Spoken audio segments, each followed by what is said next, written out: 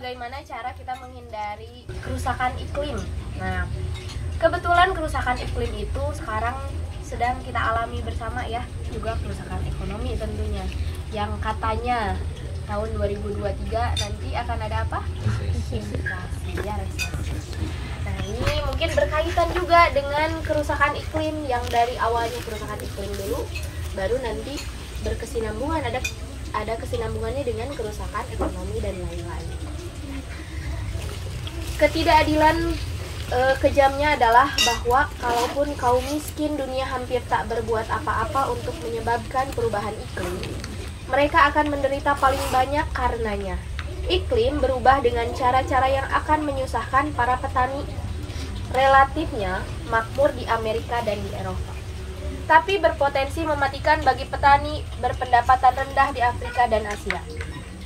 Selagi iklim menghangat, kekeringan dan banjir akan menjadi makin sering, merusak panen lebih sering, ternak makan lebih sedikit, memproduksi lebih sedikit daging dan susu. Udara dan tanah kehilangan kelembaban, membuat lebih sedikit air tersedia bagi tumbuhan. Di Asia Selatan dan Afrika Sub-Sahara, jutaan hektar lahan pertanian akan menjadi lebih kering. Hama tanaman sudah melanda wilayah lebih luas karena mendapat lingkungan lebih ramah untuk didiami. Musim tanam juga akan lebih singkat dengan pemanasan 4 derajat Celcius. Sebagian besar Afrika Sub-Sahara dapat mengalami penyusutan musim tanah 20% atau lebih. Bila Anda sudah berada di ujung tanduk, satu saja perubahan itu bisa mengakibatkan bencana. Jika Anda tak punya uang, tabungan, dan tanaman Anda mati, Anda tak bisa memberi benih lagi.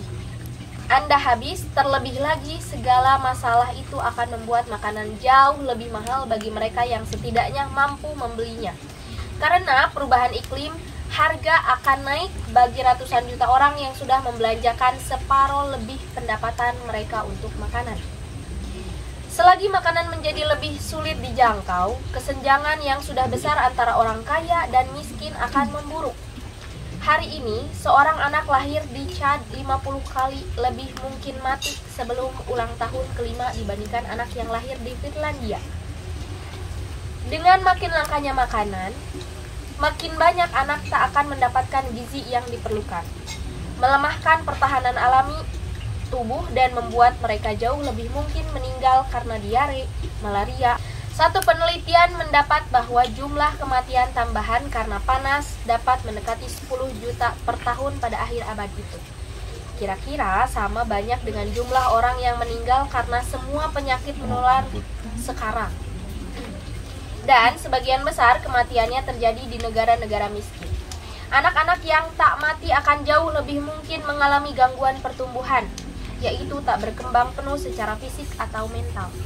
Pada akhirnya, dampak terburuk perubahan iklim di negara-negara miskin adalah memburuknya kesehatan, menaikkan angka kurang gizi dan kematian. Jadi, kita perlu membantu orang-orang termiskin meningkatkan kesehatan. Saya melihat ada 2 cara melakukannya. Yang pertama, kita perlu menaikkan peluang anak kurang gizi bertahan hidup. Artinya adalah memperbaiki sistem perawatan kesehatan primer, mencegah malaria, dan terus menyediakan vaksin untuk melawan penyakit seperti diare dan pneumonia. Walau pandemi COVID-19 jelas membuat segalanya makin sulit, dunia sudah tahu cara melakukannya. Program vaksin yang dikenal sebagai Gavi yang sudah mencegah 13 juta kematian sejak tahun 2000. Termasuk salah satu prestasi terbesar umat manusia. Sumbangan Gates Foundation ke upaya global itu adalah salah satu pencapaian yang kami paling banggakan. Kita tak bisa membiarkan perubahan iklim merusak kemajuan di sana. Malah kita perlu mempercepatnya, mengembangkan vaksin bagi penyakit lain termasuk HIV, malaria, dan tuberkulosis, serta memberikannya kepada semua orang yang memerlukan. Lalu, selain menyelamatkan nyawa anak-anak yang kurang gizi, kita perlu memastikan bahwa sejak semula ada lebih sedikit anak yang kurang gizi. Dengan bertambahnya penduduk, kebutuhan makanan akan makin melipat 2 atau 3 di daerah-daerah tempat hidup sebagian besar orang miskin di dunia. Jika kita perlu membantu para petani miskin menumbuhkan lebih banyak makanan, maka ketika kekeringan dan banjir melanda, saya akan berbicara lebih banyak mengenainya di sebagian berikut. Yang barusan saya bacakan adalah pendapat yang dikemukakan oleh Bill Gates. Bagaimana tentang perubahan iklim, bagaimana tentang iklim itu berpengaruh sangat besar kepada kehidupan manusia. Nah, sebenarnya yang saya bacakan barusan sangat berkaitan dengan tujuan Odesa yang tadi sudah dijelaskan oleh Hamid ya, bahwa Odesa memang bertujuan untuk merubah pola pikir masyarakat, merubah kebiasaannya, merubah lingkungannya tentunya dengan cara langsung terjun ke masyarakatnya dan lain-lain. Nah, di sini juga di buku ini memberikan wadah untuk orang-orang miskin supaya lebih peduli dengan lingkungan. Mudah-mudahan kedepannya ada perubahan yang lebih baik, minimal dengan cara berpikir orang-orang tentang kepentingan bahwa iklim itu sangat berpengaruh kepada kehidupan kita selanjutnya. Orang menebang pohon bukan karena jahat.